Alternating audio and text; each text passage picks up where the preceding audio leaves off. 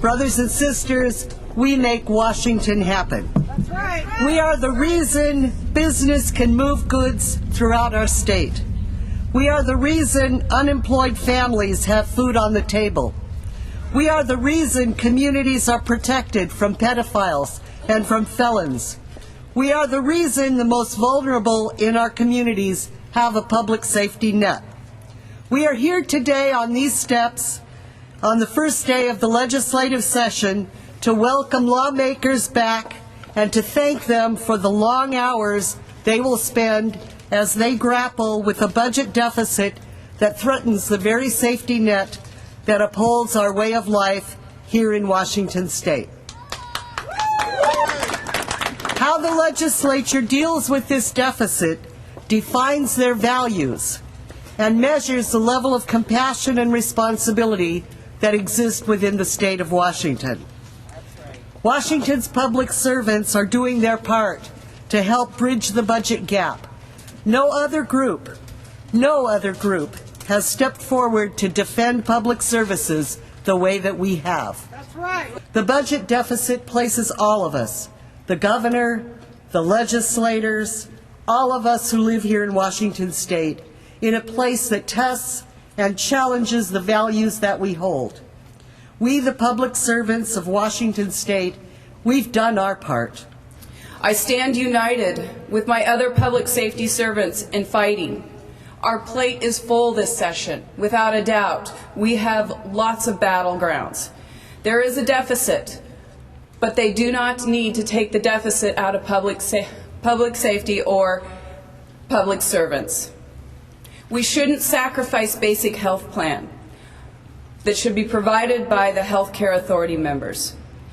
We shouldn't sacrifice disability lifeline provided by DSHS members. Maple Lane School and parole services and juvenile rehabilitation should not be sacrificed. Francis Haddon Morgan Center and Yakima Valley Schools and developmentally disabilities should not be sacrificed. Funding for parks, if user fees don't work, they should maintain that funding. Additional wards in mental health, and the list goes on this session. We need to all stand united for this fight.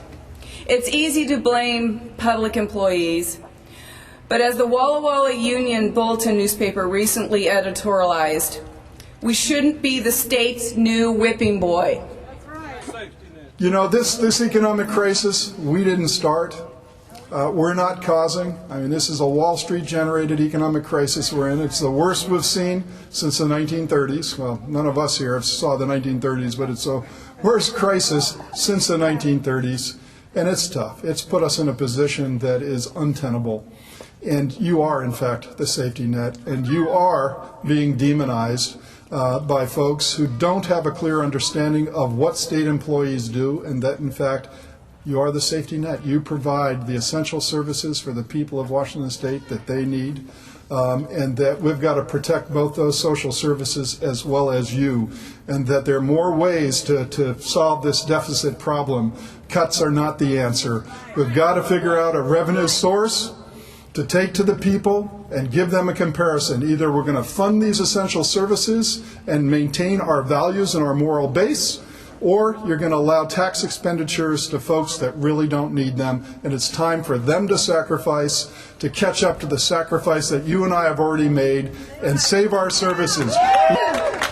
Sisters and brothers, I also bring the labor movement is going to be behind this fight. You don't start the economy by laying off workers. You don't give a jump start to the economy by lowering wages and furloughing.